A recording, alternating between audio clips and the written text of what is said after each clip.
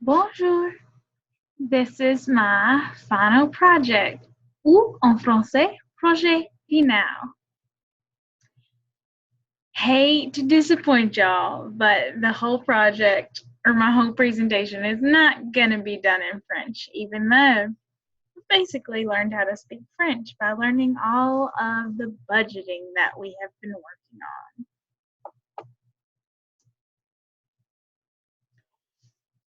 Okay, so we're going to start off by talking about what I have learned.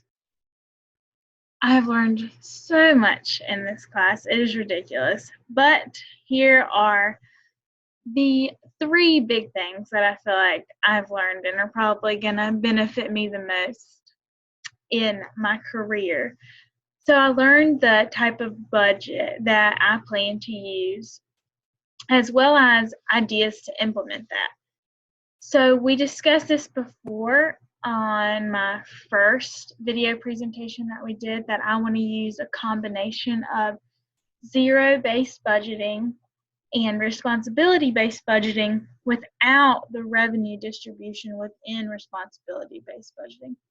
I just really prefer both of those styles. I feel like they are very well thought out, and honestly, they just make sense to me, and I believe that I can make that type of budgeting effective in athletics, which is where I plan to work. So the next thing that I learned about is endowments, and restricted endowments versus unrestricted endowments, as well as fundraising, restricted fundraising versus unrestricted fundraising. And that also, the fundraising has to do with donations. And so I feel like having fundraising that is restricted can be a very beneficial thing, especially if your library needs work and you have someone that donates money specifically for the library in a restricted fund. Then you know that that money is not going to be spent anywhere else. And I think that that can be very helpful for, like I said, for a library or for any specific sports programs or for a leadership program, anything like that. But endowments, I feel like it's better that they are unrestricted, so we can use those for anything and everything that the institution might have needs for. But that's just my personal opinion on that. But I have learned a lot about endowments and fundraising, restricted versus unrestricted. One of the other things that I learned about are the pros and cons of hiring one person with multiple skill sets for one position. And I know that's a little different, but doing that has to do with budgeting, and that a lot of institutions are starting to hire people like this. And so they're hiring people that actually encompass many, or they hire people with a lot of different skills that are working a lot of different jobs, but it's only one job. And so initially, this is going to really save a lot of money. So that's the pro that I see, is that you're not having to hire 4 or 5 different people for one position, or you're not having to hire 4 or 5 different individuals for 4 or 5 different positions. You're hiring one person that fills those 4 or 5 different positions. However, the con I see in this is that the person is not specialized in a specific area or skill, and this could cause a need for hiring a professional if they cannot work on a specific skill. Say a computer technician also does phones and intercoms and all kinds of other technological areas, but they might not know exactly how to wire an intercom system properly, and you might have to hire somebody that does have expertise in that, and that could end up costing you a lot of money in the long run.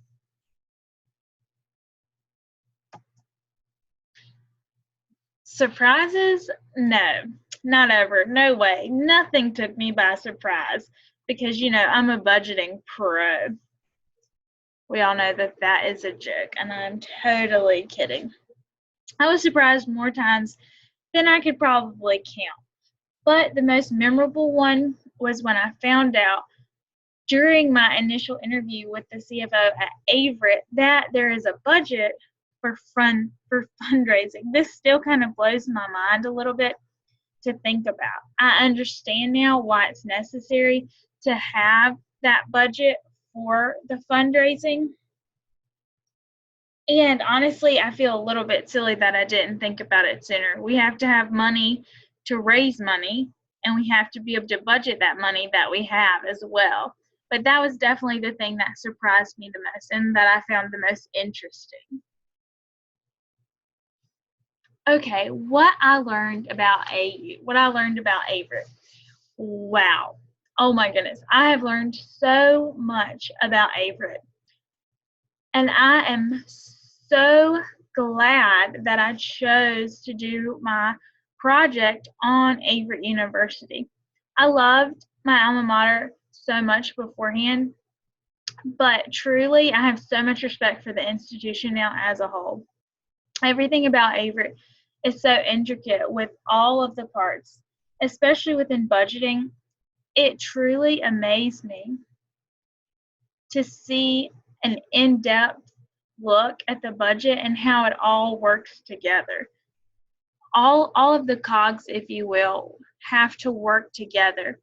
So obviously athletics has to work with the institution, and I got to look more so into that. But if money is needed for a certain area, if money is needed for the business department, it has to be taken from somewhere else, and they have to look at a bunch of different avenues of getting this to work. And that's one of the reasons why I think that they use the zero-based budgeting, because they need to see who needs what at the end of the year and who spent what in the previous year. And I just found it really fascinating how it all works together and how all the different departments are so cohesive and they communicate so well and so transparently with each other.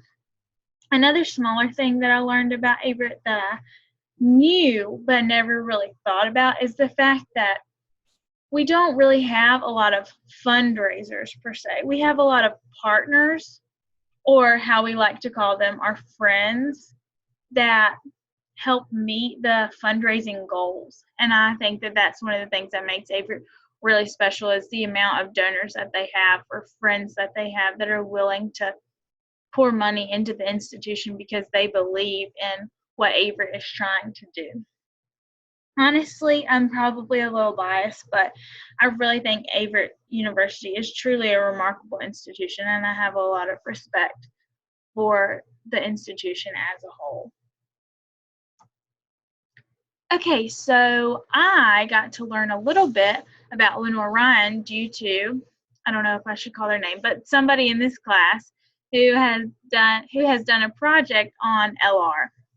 And I got to learn about the strategic plan. I knew that we were in the process of developing a new strategic plan, but I did not know that this strategic plan is going to be monitored or kept up to date, kept honest is a better word to say, by using a survey done within the conference to help ensure that the strategic plan is doing what it says it will do. I think that this is genius, and all institutions should be doing some version of this to hold themselves accountable.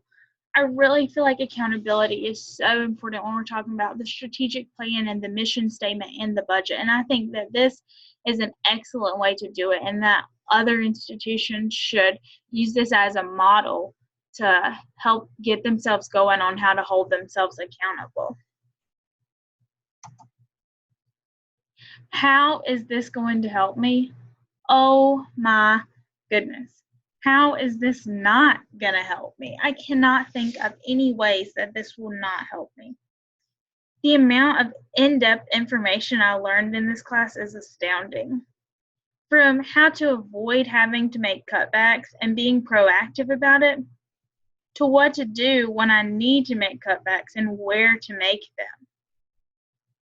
I learned how to fundraise, but not only that, I learned ideas and strategies about how to do it.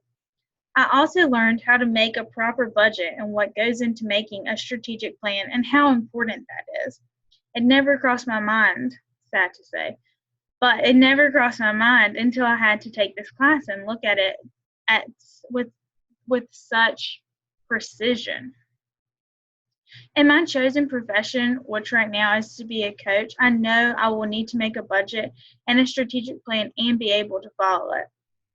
However, if I decide to go in a different direction, for example, administration, I know that I have a good basis to start on for ideas with accountability within the budget and even delegation due to the information that I learned in this class.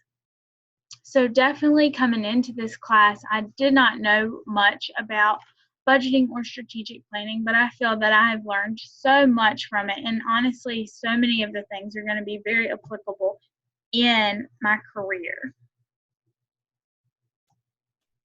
In closing, when I began this class, I was overwhelmed. I truly was, and disheartened, not to mention frustrated and terrified. Had it not been for Dr. Duggan talking me down off of a ledge or two or three, I would not have been able to learn about budgeting, strategic planning, or how to speak French. So shout out to you, Dr. Duggan. Thanks for being awesome, understanding, and being full of grace. You're definitely the real MVP in this class.